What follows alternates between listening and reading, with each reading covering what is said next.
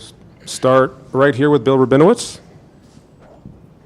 Julian, clearly the game plan was to open up the passing game. How do you think you played? How was it like? I mean, quite a contrast from last week. You didn't have much pressure, and you were nearly flawless. Yeah, I think we had a great scheme in our passing attack, and the coaches did a great job of dialing up some great plays, and off the line blocked well, receivers caught the ball well, running backs ran hard, and we had some great plays, but a couple mistakes we got to clean up.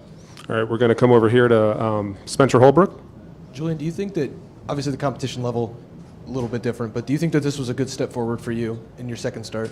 Yeah, I think the whole week we kind of been talking about last week's done with, and how can we improve and how can we get better. And I think this week of practice was very important for us. And showing up in this game, I think we took a good step forward and just getting better. And it's all about how can we improve from week 1 to week 2 to week 3, and just keep stacking days.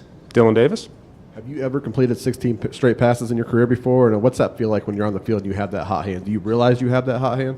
I don't think I've done that before, but I think it's just. When you get those completions kind of racking up, it builds confidence, and then the energy from the other players in the offense. When they start seeing we're moving the ball down the field like that, the other guys are bringing energy. Joe Nugent.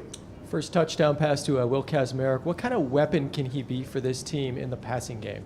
Yeah, I think Will. He's a great tight end, and that was a great route by him, great catch, and our whole tight end room, we're very deep at tight end, and they all have different skill sets, but they have a lot of impact on our offense.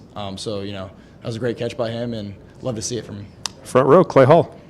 Julian, when you see Jeremiah leaking behind the defense, immediately triggers the throw?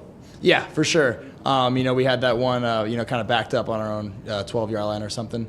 But we practiced that play all week, and it was awesome to go see us execute it. Go over here to the right side, Cameron Teague Robinson. Julian, right here. Do you go into a Texas game where, obviously the game plan is a little more conservative, and then they want you to throw it a lot more today, and you can throw it around the field to a bunch of different weapons.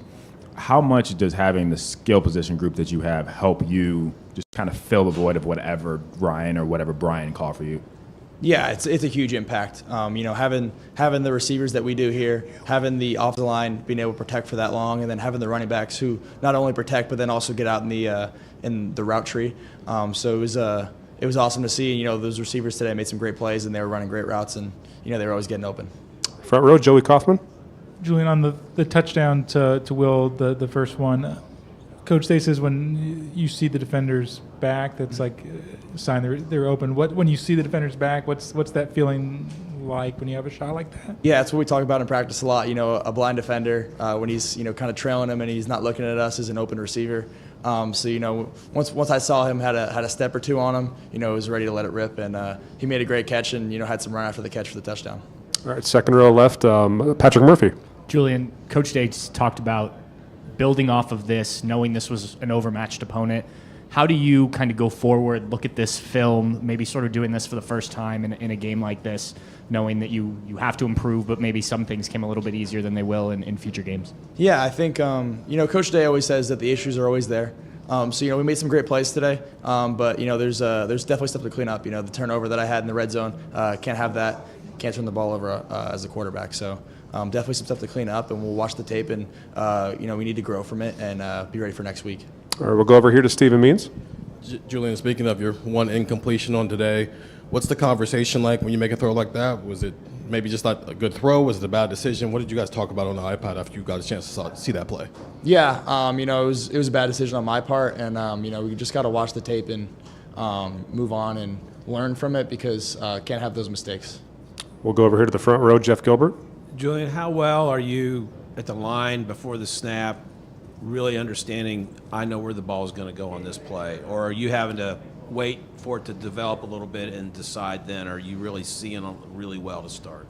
Yeah, there's definitely some pre-snap element to it. That's from the preparedness that the coaches have for us. But you also have to, let the defense kind of dictate where it goes based on their drops. So it's a little bit of pre-snap identification, and then post-snap confirmation is what we say in the quarterback room. All right, then last question in the back left. Julian, after sitting behind Will for a year and then coming out with a little more conservative play calling, in the first game, how does it feel for you to be able to get out there and, actually let loose, be on the field like that? Yeah, it was awesome. Had a lot of fun today.